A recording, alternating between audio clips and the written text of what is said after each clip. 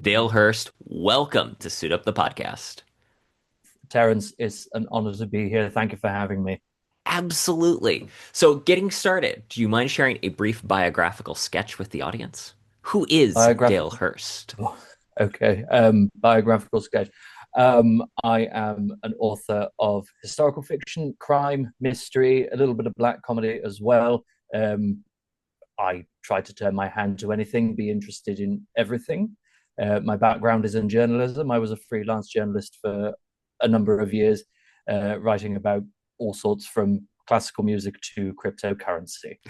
And but now I am firmly planted in arts. I work for a specialist university as my day job, creating content and looking after their website as well. But yeah, I go to interview all sorts of uh, very talented people. And of course, on the flip side, I run my own podcast, as you know, hmm Terence, in which I collect writers, filmmakers, storytellers, you name it, and have a bit of fun while we do so. hmm It is a really fun show, and I want to ask you more about the writing show. But first, just to lean into the idea of journalism here, there's a fascinating corollary I've noticed where there, especially authors that are talented in writing in multiple different genres, Mm. frequently seem to have some kind of journalistic background. Neil Gaiman, Ian Fleming are the two authors just right off the top of my head. I'm like, oh yeah, they were prolific journalists that Mm. then started writing fiction. Yes, absolutely. I'm actually reading Talk of the Devil, Yes. Ian Fleming's collected writings. And I would never say that there are parallels between my life and his at all. No, nowhere near at all. But it is not alarming. Alarming is not the right word, but it is funny, really, how yeah you find your craft in one area and then you move over to the other. I find a lot of stories that I haven't yet written that I would like to write have a very journalistic angle, or hmm I like writing journalists as characters hmm and writers as characters. So yeah, it was a evidently a pivotal period of my life, really. Well, first and foremost, I'm curious what you think of Talk of the Devil so far.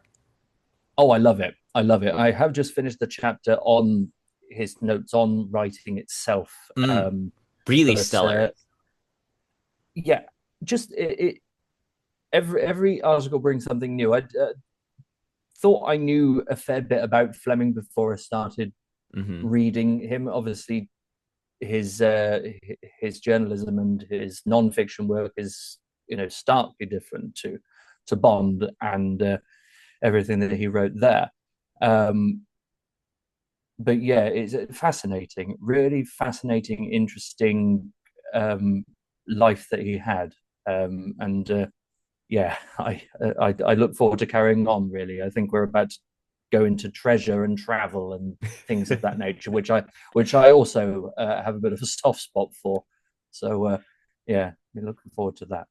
Um, Ryan Holt, friend of the show, he's analyzed this Mr. Bond on Instagram. He did a great write-up on just one of the things that has changed in, if you look at Fleming as a writer to as you get to the more modern continuation authors, Fleming just wrote this rich world of Mm. food, of place in a way that had that travel log element that just Mm. hasn't carried over as the world has gotten smaller with other authors. And I think that that journalistic eye for observation, I can't remember who it was that said this, but that Fleming could describe a man sitting in a bar and he would describe everything other than the man himself, and it would be like Mm. two paragraphs. Yeah. And now I think we have less time, or readers have less time for hmm that kind of description, that kind of writing, really, in that descriptive writing. Yeah, they just they don't want to know, or hmm that's a conclusion I've drawn.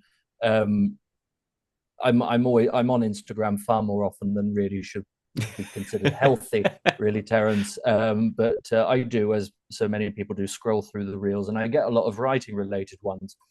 And one that really annoyed me far more than it should have was a young lady who posted something along the lines of you've written this really beautiful description, but what you're Hmm. really doing is suffocating the story. And I went away and was very sort of felt very almost childishly annoyed of it. You're suffocating the story. Because I love that descriptive. Hmm. I love descriptive writing. I love describing. I love the richness that it brings, and there's so much you can do with atmosphere. And Hmm. I think there is something to be said for character as well, really, and as well as setting, in that you're describing a place where such and such is. Tells you a lot about the spaces that they like to inhabit, they feel Hmm. comfortable in, or maybe the opposite, that all this, all this food, this Hmm. lobsters and the caviar, and all he would like to have really is baked beans on toast, and maybe a little bit of bacon if he was feeling adventurous. Um, so yeah, I personally am an advocate for descriptive writing, and yeah, maybe that. However, having said all this, in my journalistic training, it was one of the first things that was sort of drilled into us was journalism is no place for that, Hmm. um, frivolous writing, really, or even writing with a bit of personality. Is journalism is reporting of facts first and Hmm. foremost. I was educated in news writing, so yeah, there's no room for an expansive vocabulary or anything like that. But we were also taught, it's an endless chain here, that you have to know the rules before you can break them. Yes. And now I'm very much in the habit of trying to break the rules if I can, Hmm. as a sort of late life rebellion of sorts, late career rebellion, I should say. Well, I think that that's the fun part about writing is as you develop more mastery of the craft, finding ways of subverting expectations or adjusting the story just enough, giving it that little twist. That's the fun Mm, part of writing. And I think that that's yeah. also like we'll go into it a little bit, but I think that's also a fun part about noir is taking what is the real world that you Mm. experience and then putting that twist to it where you feel the darkness that lies underneath. But Absolutely. before we get to that, I wanted to ask you, Silhouettes is a short story collection that you've recently published. Tell me, how did the project start? Okay, so Silhouettes was a plan that went into the back of my notebooks years ago. I'd written all these short stories and poems with a Hmm. mind to enter competitions and Hmm. send them off to places in the hope of just getting published, get a few bylines out there, Hmm. fiction wise. And bar one story, I had no success with it whatsoever. Um, and I can't remember. I think it was actually doing an episode of the podcast, and was talking to my guest, and she'd heard of one of the stories, and it was she who suggested, "Oh, maybe you should do a collection." Hmm. And I thought, yeah, maybe I should do a collection. I've got all this material just lying around that otherwise no one's going to read. Hmm. And I had a couple of ideas that I hadn't really put pen to paper on at all. And but I had been working on my third project. My It's a World War II. I'm calling it a thriller at the moment. It might not end up being a thriller, but anyway, World War II novel anyway. Yes. For since 2021, and it hadn't. The editing had just gone, Hmm. downhill to a complete standstill, really. And I thought, okay, this is going to take longer than I've planned. Hmm. My last book I released in 2020, so we were coming up 5 years without releasing anything new. Hmm. And so I thought, I will switch this around. I've got all Hmm. this material. I just need to do some polishing, Hmm. um, but I can put it all together and we can get it out at the end of 2025. So that was it really. It was sort of bringing this mishmash of different different stories, different poems as well, um, and yeah, getting sort of collating that together really. And but yeah, it was sort of I'm trying to think of the word, the right word here. It's almost a consolation prize, really, for my readers in terms of you've been expecting this novel. It is coming, but it's taking a bit longer. So in the Hmm. meantime, here, have some short stories Hmm. just to keep you occupied. Uh, Well, I think that that's a really so short story collections, I think, always offer this unique picture into the mind of an author because it's the opportunity to play around with ideas. Um, mm, there's an Elmore Leonard short story collection that I have that contains the short story that first features the character of like the female marshal in Out of Sight that right. is basically the beats of Out of Sight, just in a short story form, that then you see he took it and extrapolated it into a full novel. And I just think it's always fascinating. Those collections give you just so a playground. That's right. Yeah, absolutely. And I did this with silhouettes really in the playing around with genres that ordinarily I wouldn't try to tackle in novel form. Whether it's the right time or I'm not the right author really to tell the story in a broader sense.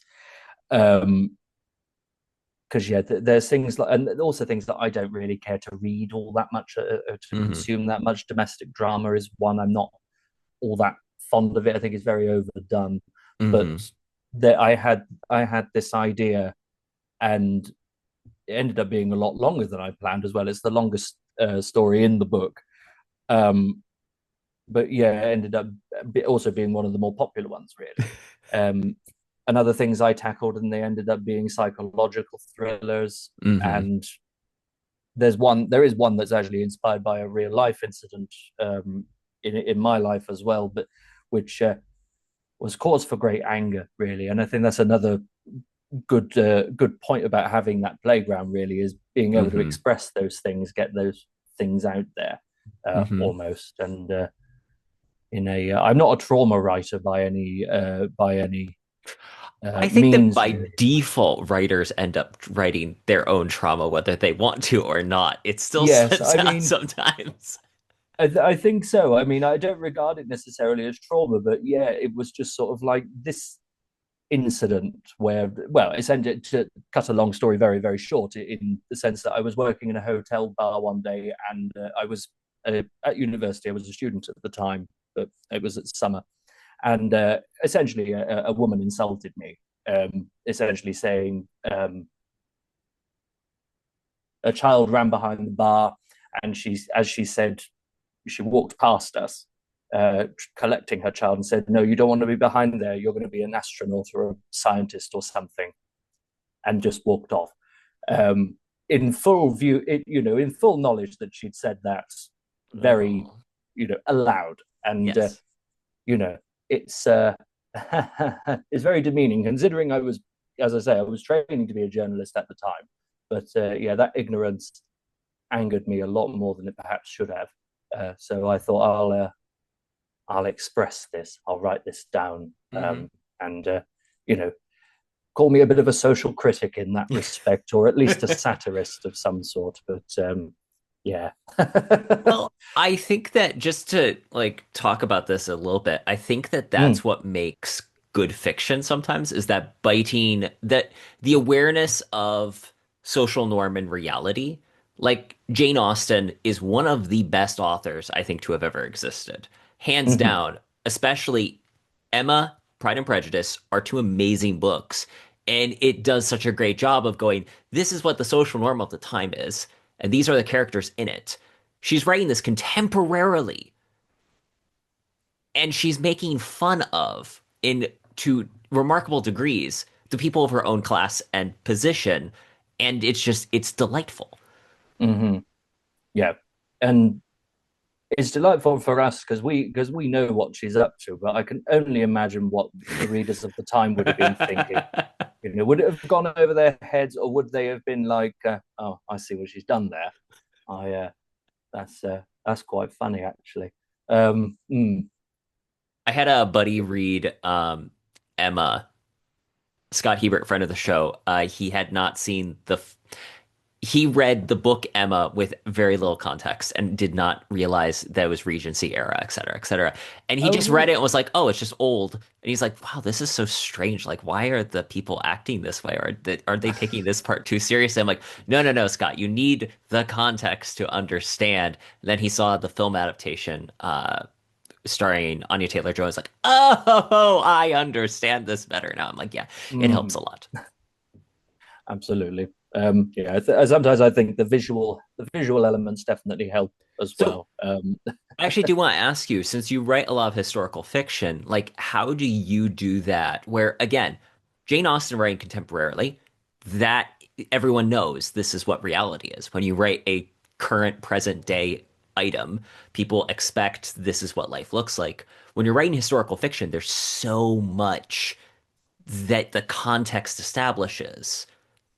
How do you, what's your method of giving the audience enough context without overburdening them with historical fact?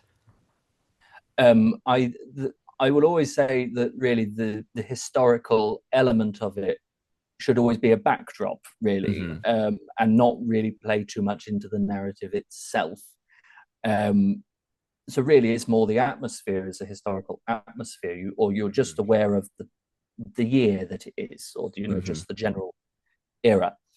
Um, I mean, that's how I approach it anyway. Because if there's one thing I can't stand, really, it's the overburdening with historical fact in that it it's inserted into the story or into the dialogue for no reason other than its own sake. Hmm. Um, I studied a play by J.B. Priestley when I was at school called An Inspector Calls. People might know it, in which the the Titanic is mentioned. It's set in like 1911, I think. So it's Hmm. just before it sinks. Hmm. But one of the characters is going on about it and saying how it is unsinkable, Hmm. and of course that's played for irony and for comic effect. Hmm. Um, but and in that context it works. But then there are programs that are the on TV in this country. Downton Abbey, for example, is atrociously guilty of this, in that it will just insert things purely for their own sake. There's another show as well which escapes my memory, but one character he's brought in their courgettes or zucchini, and oh well, I don't know what to do with these because they're new and I've never done anything with them before, and it's literally they've put that in there for no other reason other than to establish this is when courgettes arrived in this country, and it plays nothing to the plot whatsoever. That that is one real pet peeve, and I don't do that in my own writing if I can avoid it. Um, so yeah, I've forgotten your question, Terence. I Well, just went on a rant, really. that's okay. Well, I think that so I think that I have slowly transitioned into so I'm writing the Mitch Mayhew stories, and then I have a swashbuckling romance set in the Wars of the Roses coming out Of course. um, in a month ish, and it's just trying to figure out how to. This is what the history is Mm, without just ramming it down the reader's throat sometime because especially the Mitch Mayhew stories, I'm kind of vague on when it actually is happening in the year. It's just it's the 1920s mm, because I don't want it to become the 1930s yet, and it's post World War One. So it's without telling the reader the time, trying to also establish, oh, this is what the social norms of the time are, because it's mm, just that edge of what we consider to be modern. And in your yeah. case, when you've written the Regency stuff, like it's just again context for why Mm, characters do these things within their social norms. Just yeah. it's a fascinating conundrum that I'm always like trying to think through, especially when I was writing the medieval one. Like most people just see medieval and they think it's specifically like a Game of Thrones type atmosphere, Yeah. which is fair. Exactly. But in that particular year I was writing, this is the edge of the Enlightenment, the edge of what will Mm, become the Elizabethan era, not I mean the Renaissance. So it's just where the medieval tropes are starting to vanish in the mind's yeah. eye. So sorry, I went on my own little rant there.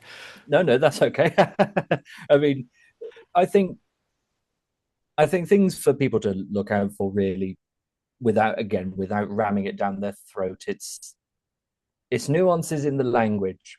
Last year, I read Hilary Mantel's it's the Cromwell trilogy in Hmm. short, um, which are brilliant, brilliant books. They're lengthy and they're detailed, but they do so well to illustrate the time of Cromwell during Henry VIII's reign, Hmm. which is obviously just after, we're coming Hmm. after the War of the Roses, but yeah. Um, and in terms of the nuances of the language, and she got a lot of flack for the language that she used in the books, but I personally thought it set the atmosphere properly. Did it made it all the more authentic, really. Just yeah, nuances in the vocabulary, the food, Hmm. which does and Ian Fleming actually makes a very good point about this in that using food um, to help sort of enrich your writing, Hmm. um, much as though almost paradoxically he considered himself he didn't care for wine or foodmanship was the phrase he used, which I took as a personal affront. I thought to myself, now come now, you're a you're a man of the world. What are you talking about? I mean, liking scrambled eggs.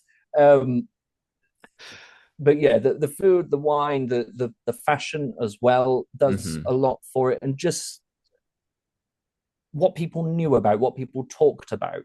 Hmm. And I suppose in the same, the same could be said for Midge Mayhew in the 20s. Really, you've Hmm. got, that's a period of revolution, really, socially. You've got the jazz, and you've got Hmm. well, prohibition is on the horizon, and people going around trying to work around that, and yeah, so that's the ways that I would work in, really, is through language. It's through Hmm. what was going on around them, and the things that were in the fashion and on the table, and Hmm. yeah, things of that nature, I think. Ha- have you read the Red Sparrow books? I The haven't, name of no. the name of the author escapes me, but the one thing that I found fascinating about the books, because there's the one movie with Jennifer Lawrence, it's fine, but I think it stripped away a lot of the interesting things that made the book interesting to me.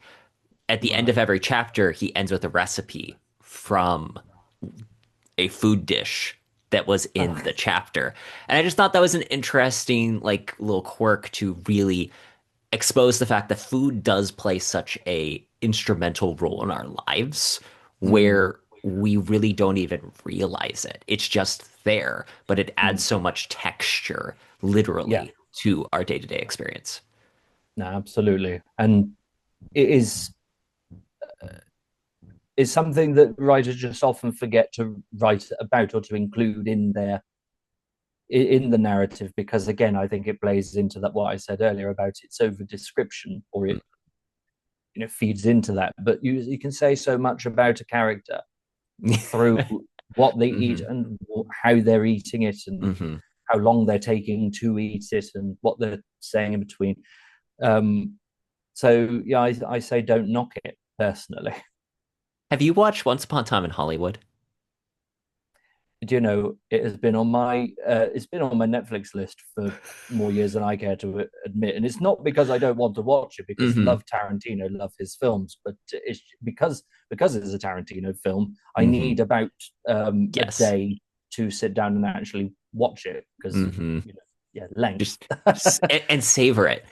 There's a scene where you meet Cliff Booth, the character played by Brad Pitt, and when you meet him, you just see like there's a pan through establishing shot of his like little trailer, and every object in it is just there to tell you more about who he is and what kind of man he is and establish that. And I'm Mm, like, that's what I need to do more in my writing because mm, description is hard for me. I love doing some good Howard Hawks style dialogue, rat-a-tat-tat back and forth. But the moment it comes to, okay, establish where they're at, what's going on, visualize it, that's where I start to crumble as a writer. So just being able to give good description, I mm. think that it is such a valuable skill and knowing how to do it without overdoing it. Yeah, exactly. Talking about writing tips, like when did you start the writing show? When did I start that? 2021, that was. So Congratulations. thank you. Yeah, You're on your so fifth season. fifth series was last year. Yeah, so Yes. this I'm planning series 6 as we speak. Congratulations. Thank you very much. Yeah, it's I don't know how we managed to get this far in this amount of time. It feels like I've been doing it for decades, and at the same time, feels like only last year as well. That describes Um, adulthood in too many ways. oh, it does, right? It absolutely does. Um, yeah, and I love it. I mean, I very nearly considered stopping it because Hmm. of time, and I knew that I've got other projects that I want to do. But Hmm. last year, I was thrown an amazing opportunity where it's actually now partnered with a literary journal, which is run by the course that I studied. It's a master's course that I did um, at my local university. Congratulations, that's Um, awesome. so yeah, that was a it gave it a brand new purpose, really. Hmm. So now it's almost, I flatter myself to say that it's available as a resource to the current master Hmm. students and so on. So that was fitting and flattering, and so I've decided that yeah, I'll carry on doing it really until people do turn around and say, "Please, Dale, no more." Um, but I like it primarily because it does actually connect me with other writers who it Hmm. turns out are in many ways going through the exact same things that I'm going through, whether it's the love of writing or it's the sometimes imposter syndrome. It's the, Hmm. oh my God, I'm never going to get published. Oh my God, I've released this thing and it's going to sell like 10 copies and that will be it. And, all these anxieties and these fears, but the joys as well. But on top of all that, the such sorry, Terence, the variety Hmm. of mindsets and approaches to writing and viewpoints on matters, and everyone's got their own little bit of their one specialist subject or Hmm. their areas of expertise. Obviously you came on the show last year, and obviously well, it was meant to talk about spy fiction, but we We just talked just about saw Bond. James Bond. I mean, which you can take a template away from that, and uh, I had a good time, so I had a that's all that blast. matters. So yeah, I mean that's the thing that really, that's the main reason why I keep it going, really, because it widens not only my appreciation for writing as a craft and my understanding of the theory of it as well, but because it builds this community and this Hmm. collection of writers across the world as well. So yeah, as I said, I'll carry on doing it until I'm told otherwise. I think it's a great show, and you've done a great job discussing just so many different wide-ranging topics when it comes to writing.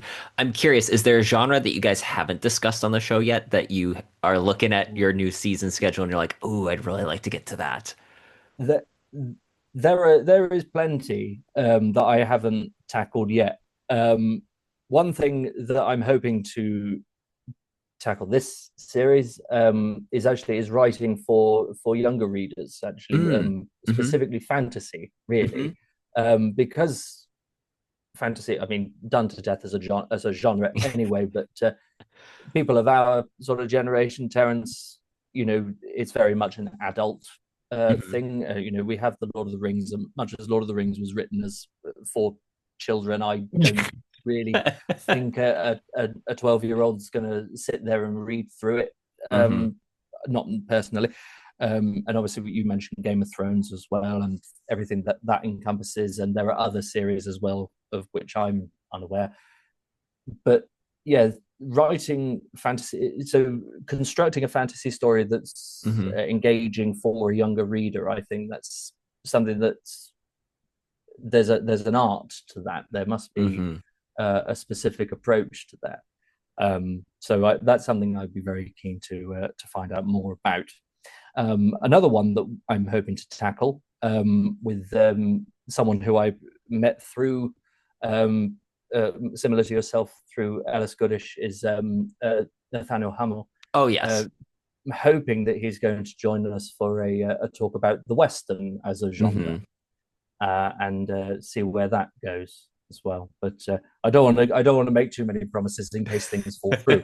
But that's in the plan for this year That's if all goes cool. well. As of releasing this, I think we're going to be in. I'm trying to like lay out the men's adventure fiction calendar of the year, and it's Mm-hmm. Fantasy February is what I'm calling it, Ah, which I feel is a little tougher because fantasy isn't like one of my primary genres. mm, But I came across a series called Spellmonger by Terry Mancour. It's phenomenal. It's narrated by John Lee for the okay. audiobook versions. Mm, And the first couple of books, I think, won a couple of Audis on Audible. Like they did extremely well. But there's just something about fantasy which has this unique ability to, again, like have commentary on the world, and it can just mm, scale between different age ranges. He has, Terry Mancour specifically, he's written some young adult novels. He tried writing a romantasy recently, again, all set okay. within his Spellmonger universe. And then he has the main books. And I just think it's Mm, fascinating how, as a genre, it does just have that adaptability. My wife introduced me to, I've never read, this is one of those writing things that is difficult. I have never read until like this last year any of the Narnia books. It just wasn't my thing. I didn't read it growing no. up, but I read The Magician's Nephew, and I was like, oh, I can see where if you grew up with this, it's nostalgic. As an adult, meh, maybe not my thing. But Mm, again, I think that that's the fascinating thing where it's the kind of growing of fairy stories into something for mm. an audience as they get older. Yeah, no, definitely, definitely. I'm actually similar to you in the sense that I think the only bit of Narnia that I ever read was The Lion, the Witch, and the Wardrobe because we learnt it at school, Hmm.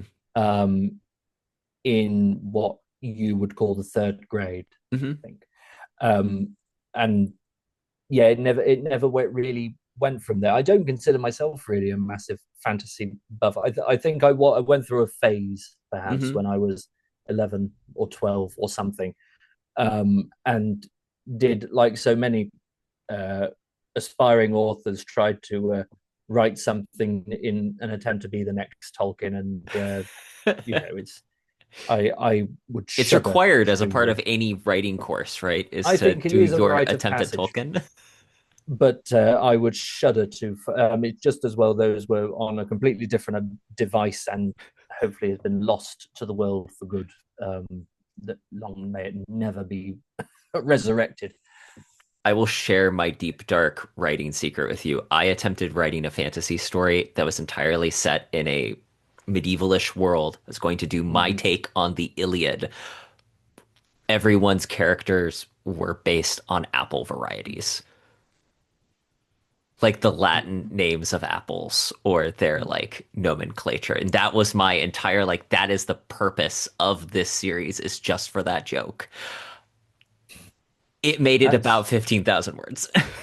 I mean, still, that's quite an effort for that, considering the Iliad.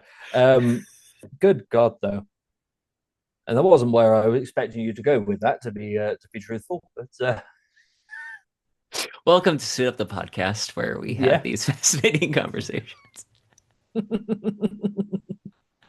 No, so I'm sure there would have been someone who would have read it though, and found it enlightening for sure. Thank you. 15-year-old Terrence had a very different writing style Mm. than present day Terrence. Or maybe he doesn't. We'll find out like someday if I ever have the courage to reread that draft. But talking about fiction, before I leave talking about the writing show, I just wanted to ask you, as one podcaster to another, I'm Of curious, course. what is your system for this? Is the first year I'm actually trying to like plan the show. Mm, Shocking as this may sound, for the last 4 or 5 years, I've just basically winged it from month to month rather than having mm. an articulate plan. But I am very impressed the fact that you seem to actually have a at the beginning of the year, this are the things I want to do. What is your method or system for planning out your podcast? Um, so it's very blasé, to be honest with you, Terence. I don't have a very good attention span, which is not necessarily a good thing in my line of work. But I will. My mind tends to wander, and I will just come up. I will come up with these ideas and think to myself, actually, that sounds quite interesting. Um, that sounds like something that could be an idea for an episode. And it is much like I do with just general writing, and I just note it down somewhere, Hmm. usually on my phone. Or I'll be scouring social media and I'll see someone has posted something that I think is quite interesting, or they'd be quite good to come on the show. So it's a bit of both. It's either a topic I want to discuss or it's someone I want to interview, one or the other. And then I just sort of clump 10 episodes together, 10 subjects rather, into the season that are hopefully varied enough that Hmm. we don't have two of anything or yeah multiples of anything, um, and just really go from there. But I keep the rest of the list like in the same note so that if for whatever reason I can't get in touch with anyone or that idea falls through, then I have something to replace it with. Um, but yeah, it's although I will say as well, some of the ideas have actually come off the back of other episodes. Oh, There cool. was there was one episode in particular that I remember, which was I he was a Canadian author that I spoke to about the overuse or underuse of magic in fantasy fiction with Ooh. fantasy, which I thought was a really interesting topic in and of Hmm. itself. And I forget the context specifically, but he established that there can be a political undercurrent Hmm. to the way magic is used in fantasy fiction. Hmm. Can be used for political means, and so I thought, now that really is fascinating how magic and politics mix. Hmm. And so that was an episode in last year's series, and I'm sure there will be many more on the rules of magic and magic systems, because I think you know what I wanted with this podcast. I really wanted it to tackle things that you wouldn't expect of a normal writing podcast. I Hmm. always see writing podcasts which are focused very much on the how do you prepare to query with an agent, and Yes. it's very much focused on actually getting published, Hmm. or just how the very basics of writing a novel or a Hmm. story of any kind, and not actually focusing on the specifics and the minutiae Hmm. of thriller writing and whatever else, be it whatever genre. um which is, and I thought to myself, well, while they're off talking about how to get published and everything, I can focus on, let's discuss writing this in detail about Hmm. this specific thing. um and so yeah, that's kind of what I've what that's my calling card, I guess, for I want of a better phrase. We both were contributors to Veritas. We mentioned Nathaniel Hummel before. We are contributors to the Veritas Noir collection. So cool. Tell me a little bit about the story you contributed and how you got into the collection. So this was a great honor, and um, came out of the blue on a very bad day that really did turn that day around. And Unlike I most noir actually, fiction. yes, yeah, really. um, I wrote Cash and a Stranger. It was just an idea that came to me. I was in London. I was at a book launch of another author, and I was coming home on my own. I don't live in London. Um, I was coming home on the subway, the London Underground, and I was on my own. And at night, if you're Hmm. on your own, it can actually be quite a creepy place to be. Um, and I just thought to myself, now this would be a setting of, a crime could be committed down here and no one would know for hours, because Hmm. there's these ancient bloody tunnels and corridors and whatever, and there's no CCTV down them. So just, someone could, forgive me, yeah, you could get stabbed in one corner and no one would find you for. That's probably a bit of an indictment on the London underground, but you can keep it in. They're not going to find what they're going to do, kill me. The Um, The London Underground, it's okay. YouTube's not gonna pick up my algorithm anyway. We're No, fine. exactly, exactly. Um, but then, yeah, I was changing trains and I noticed that this fella had been on the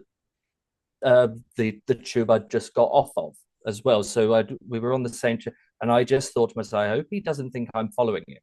And then I thought, I hope he isn't following me. And so it was just sort of tracking that journey, but I thought I was getting slightly more nervous and slightly more shifty as well because I thought, now how suspicious do I look if I'm in a bit of a hurry to get off of out of Bakerloo station, get to Waterloo as quickly as I can, and yeah, so that just sort of mulled that over and came to this idea of this career criminal. He's a bit of a quietly sadistic man who is just one little mission. Um, he's trafficking some stolen gems. Uh, I don't know where the gemstone idea came from. I just that arrived. I thought if Great he's MacGuffin. yeah smuggling something small, very portable, but very valuable, Hmm. and that's all we need to know.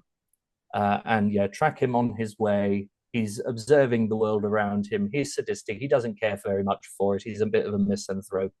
Um, and yeah, he finds this one fellow who is just in his mind anyway, incidentally, in all three places at the same time. I hope he doesn't think I'm following him, and whatever, and the rest happens, and we Hmm. go from there. Um, that was it in a nutshell. I think that was not so much a nutshell really, but um, that sat on my desk. That was October of 24, and that sat on my desk for a good 4 months before I was happy with it. And like many of the stories in Silhouettes, I sent it round to different awards and magazines or whatever, and no one would take it. No one would take it. And then Luke and Nathaniel put the pitch out about Veritas Noir.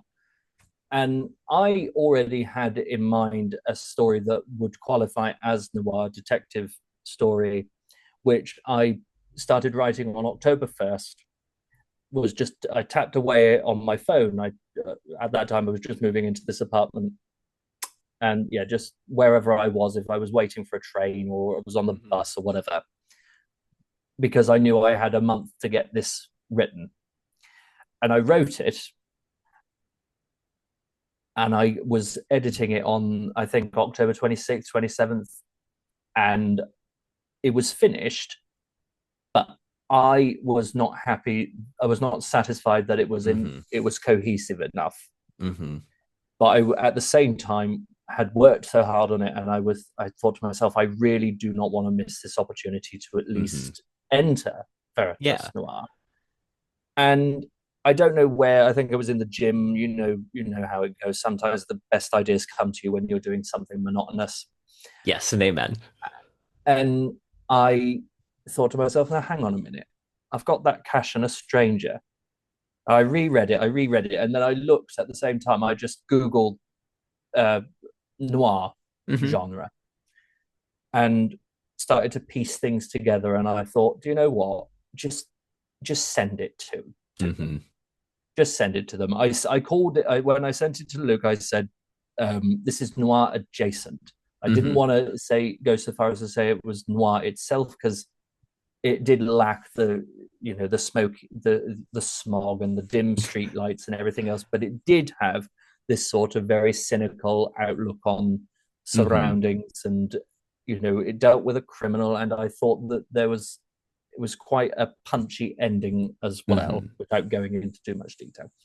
um that I thought to myself, send it their way. If it isn't enough, then at least you sent something. Hmm. Well, the rest has happened, and as I said, tremendously honoured that they did accept it because yeah, that's that was so I had two pieces published last year. I think that's a record. Congratulations. Hey, I think that to your credit, that's where So my contribution was a more straightforward detective story, but Mm, really, again, I think that what made me happy about reading this collection was I was worried it was going to be nothing but that. mm, Because it's very easy when we think noir to think Raymond Chandler, Dashiell Hammett, of and course. these hard-boiled detectives. But Mm, noir, just as a genre, gives you this whole range of crime fiction that you can really mm, dig through. And I was so delighted to see that there were so many varied stories in the collection yeah. that fit within that dark, cynical view of the world. Mm, absolutely. And I mean, I must confess, I haven't actually had the courage to read through it yet. I read your introduction, Oh, thank you. and that which in turn very very interesting. And I almost wish I'd read it before I the wrote the pieces. But yeah, it's nothing more than a bad habit of mine that I can't quite approach anything that I've written I understand um, that. or had anything in for quite a while after it's been released. I have a magazine. Part of my day job, I work on a magazine which is all about our alumni, Hmm. and I'm editor, but I've also contributed pieces into it. And because I'm editor, I read through everything. And that came out in 2024. It's on my bookshelf behind me, and I still haven't picked it up and read it since it came into print because I still can't face it. Hmm. So, uh, I mean, I'm hoping I'll get to Veritas Noir um, sooner than that, because yeah, there is a lot of interesting looking pieces for sure in there, and it will give me a much wider appreciation for the genre moving Hmm. forward. Well, and it's just it is short story collections I didn't understand for a long time. I think you're familiar with Starlight Pulp. They put Mm, together their short story reviews, and I really appreciate. I did not understand until I started reading that short stories are just this nice way of getting this little like um a couple of glimmers, just a few pop here and there, and you can yeah, enjoy that and move on to the next thing. Before that, it exactly. was always like, well, I need to just read an actual book because short stories don't count. But it's really has been fun to develop a taste and a joy of good short story fiction, which I think you've accomplished also with Silhouettes. So Yeah. Dale, tell me about your writing process a little bit. Do you have a writing routine? If so, what does it look like? Um, yes and no. I am a planner. I'm a prolific planner. I Hmm. am one of those authors that has pages and pages and pages of the whole is outlined chapter by chapter, and I Hmm. track development and why I'm making a character do this, just what that's going to show, and quite detailed biographies. It's almost a Bible, really. Hmm. If you were looking into it as a TV show, it's very much making sure everything is consistent. Probably too much because that way it's almost risking being quite rigid. The good thing is, Um, after your death, your heirs can re-release these as additional things, a la Tolkien oh yeah, estate. you've hit the nail right on the head there, Terence. It's all for my posterity. It's my legacy. It's my legacy. All these very detailed plans, um, probably end up being more valuable than the works themselves. The But yeah, in terms of the actual writing, I mean, I wish I could. I wish I could sit down routinely and Hmm. just type for 1 hour, 2 hours, or whatever. I just I think years ago when I was younger and I didn't have so much going on, Hmm. as in When we life are wasn't adults. lifing, yes. Yes, when life wasn't life and when adulting wasn't adulting, we're in our 30s for heaven's sake. It can't slow Yeah. down around us. Hmm. Um, so yeah, I have to pick my moments as and when I can. But when I'm on a roll, I'm on a Hmm. proper roll, and I can sit there and I can type for a good hour and a half or so. um, but yeah, that's pretty much the process really of writing and editing at the moment. Um, what I will say, I've come into a bit more of a habit of doing. If it is something that I know that if I'm at home, I will procrastinate over, and I'll find multiple reasons not to do it. Hmm. Is it will be when I'm out and about, if I'm on a bus or I'm on the train or whatever, and I don't have anything else to do, I will sit there then and I will type I will type out a chapter on my phone, and then Hmm. I'll email it to myself, and then I will. That almost gives me the opportunity to edit what I've just written as I'm retyping it. Um, it's not a habit I want to get into, but it certainly helps. Hmm. What's the word I'm looking for here? It certainly helps keep the momentum, Yes. and I think that really is the the secret or the key Hmm. to continued success Yes. with writing. Really, it is down to momentum, and it is like a muscle in Hmm. so many respects that you do have to keep working it and training it in order to see any growth whatsoever or any development whatsoever. Um, if you don't, then it will just shrink, and then you'll lose all love for it, really. And yeah, if we lose that, then what will we be left with? Just the just adulting. That sucks just the already. adulting. Yeah, I no, thank you. It's not enough for me, I'm afraid. I think that that is perfect. The consistency, just getting words on page routinely. Yeah. I actually love the idea of comparing this to I love strength training. I love doing like bro split bodybuilder stuff, but trying to writing different styles or different things can Mm, really be compared to different types of workout trainings. of course. I've been working on the little shorter stuff, shorter novellas. Pump them Hmm. out, keep writing them. And that is very much like just almost getting on the treadmill. You have this much time, so just you start here, you end there.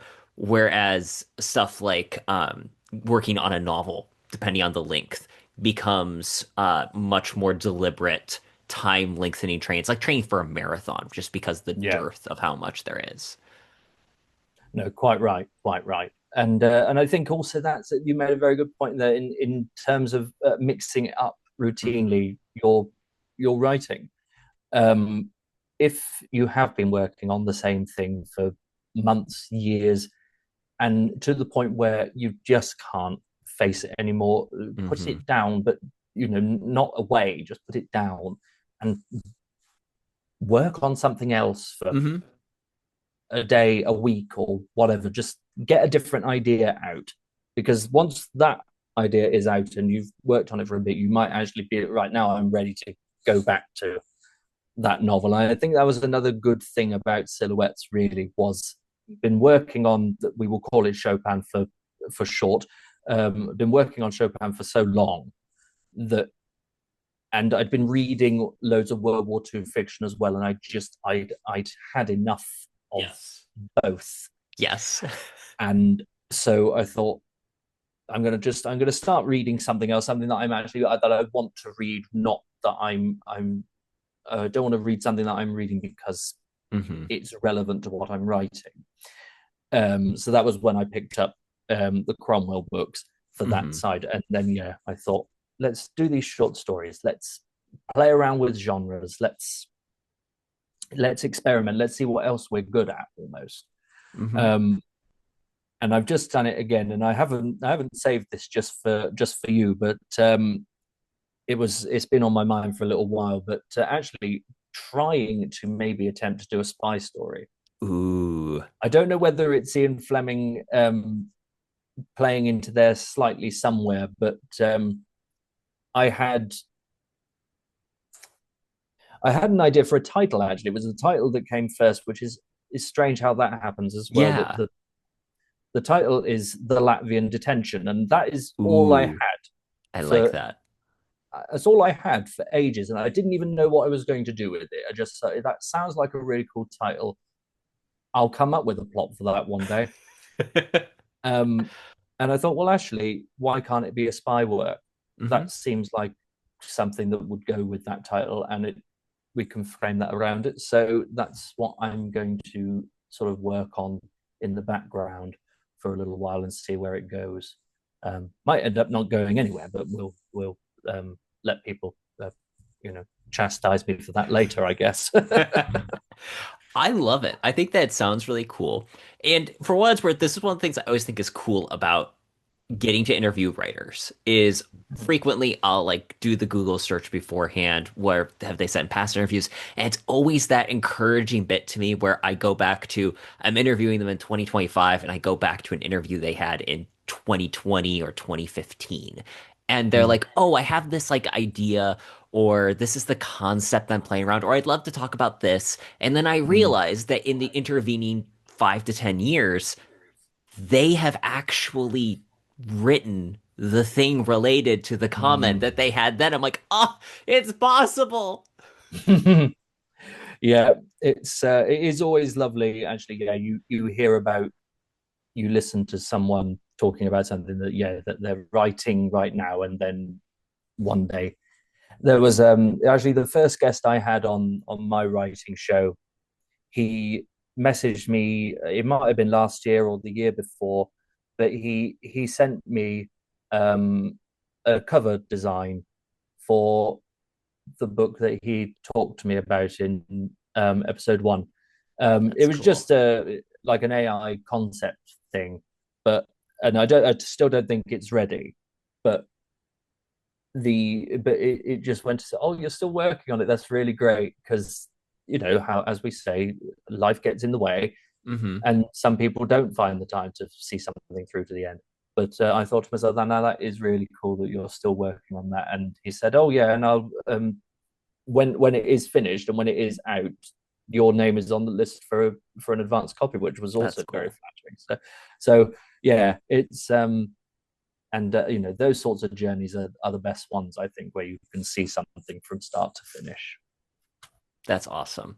Dale, this has been a delightful conversation. Where can people go to learn more about you, your work, and pick up a copy of Silhouettes? They can go to my website, which is dale-hurst.com. Uh, that's pretty much where everything is based for me. But if you want to go to Instagram, I am there at Dale Hurst _ author as well. Most of my content goes up there. Yeah, including the podcast, of course. I will link all of that in the show notes. Dale, thanks again for coming on the show. Thanks, Terence. Thank you for having me. It's been a pleasure. It's been a pleasure.